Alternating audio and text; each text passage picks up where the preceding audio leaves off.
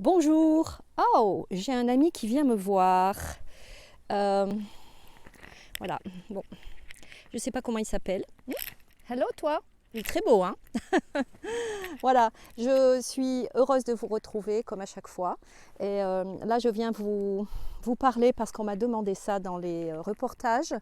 Ce qu'il était utile de mettre rapidement en place pour aller mieux quand le diagnostic passe. Eh bien, j'ai envie de dire, il y a 3 choses à mettre en place assez rapidement. La première, c'est la gestion de la douleur. Donc, gérer sa douleur, c'est la première des urgences. Et ça, vous le faites avec votre médecin avec qui vous êtes en confiance, soit au centre antidouleur de la ville la plus proche de chez vous, ou avec votre médecin qui, lui, sait quoi vous administrer. Alors bon, au départ, c'est vrai que c'est difficile de se passer de certains médicaments. Après, on arrive à gérer différemment. Dès qu'on a repris ce que je vais vous exposer et qui fait partie du dispositif à mettre en place. Mais la première, c'est gérer la douleur. Parce que franchement, quand on est en douleur, c'est difficile. On est prisonnier de cet état-là. J'ai personnellement autour de moi une personne que je connais qui est anti-médicaments, qui est très rattachée à la nature, qui vit en autonomie. Et lorsqu'elle a fait un AVC des reins, eh bien, elle a été vraiment très heureuse de pouvoir se rendre à l'hôpital et d'être gérée par les équipes qui lui ont administré certes de la morphine, mais cette morphine qui l'a vraiment soulagée. Et franchement, elle était malgré tout toute son aversion contre ces médicaments, eh bien, elle était heureuse qu'on ait pu la suivre et qu'on ait pu l'aider à gérer cette douleur-là. Donc ça, c'est, j'ai envie de dire, les premières choses à mettre en place quand ce diagnostic tombe. Ensuite, la deuxième, c'est gestion de l'alimentation. C'est Hippocrate qui l'a dit, hein, ta santé, elle est dans ton assiette. Et ce que l'on mange va vraiment aussi nous aider à nous maintenir en équilibre et nous faire aller mieux. Je ne dis pas que ça soigne tout, bien sûr que non, mais si vous évitez les sucres, j'ai fait une vidéo sur la chasse au sucre et sur les FODMAP. Ça peut être un bon début déjà, c'est-à-dire d'éradiquer le sucre, de se concentrer sur certains types d'alimentation, notamment les viandes blanches, le poisson, certains légumes, mais évincer le sucre, évincer la charcuterie, évincer toutes ces choses que l'on sait être néfastes, tous les sodas et tout ça. Ça, c'est la première des urgences. Gérer votre alimentation. Il y a des méthodes comme Signaler, que vous pouvez retrouver sur Internet, qui est un médecin et qui a mis en place une gestion alimentaire qui rejoint un peu les FODMAP. Bon, les FODMAP, c'est les glucides, on va dire, courts, qui ne sont pas bons et que les intestins digèrent mal. Donc ça, je vous renvoie aux vidéos sur la chasse au sucre et les FODMAP, où j'explique aussi avec le syndrome de l'intestin irritable ce qui se passe pour les intestins vis-à-vis de certains aliments.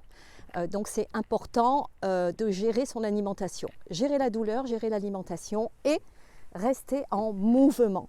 Le mouvement, c'est la vie. Une vie, ça ne peut pas se faire dans l'inertie, ça ne marche pas. Même les personnes en situation de handicap, elles peuvent en témoigner, c'est-à-dire qu'elles savent que rester en mouvement, même en fauteuil, mais le handisport ou toutes ces choses-là, ça permet de créer une énergie, de faire circuler cette énergie en soi. Et donc voilà, ce que je vous invite à faire, c'est vraiment rester en mouvement.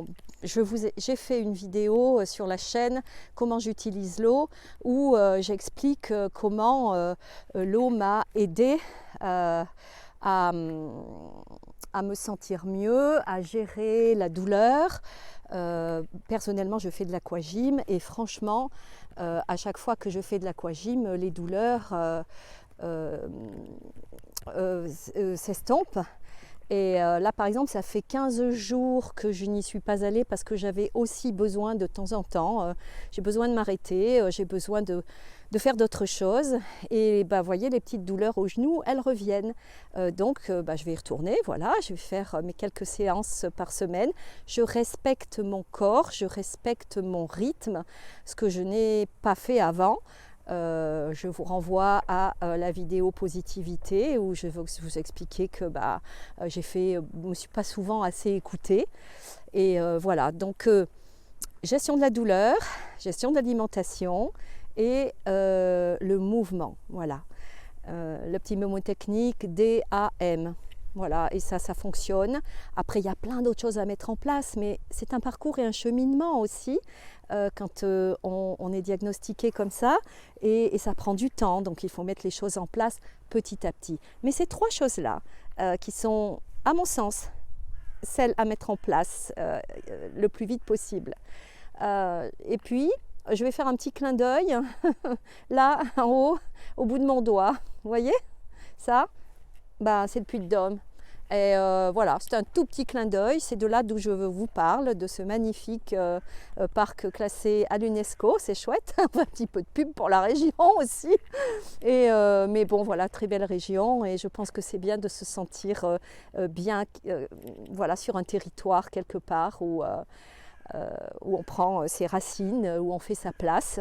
Et je vous remercie pour votre écoute et je vous dis à très vite. Merci d'avoir regardé cette vidéo. Vous pouvez vous abonner pour être informé des prochaines et activer la cloche pour en être averti.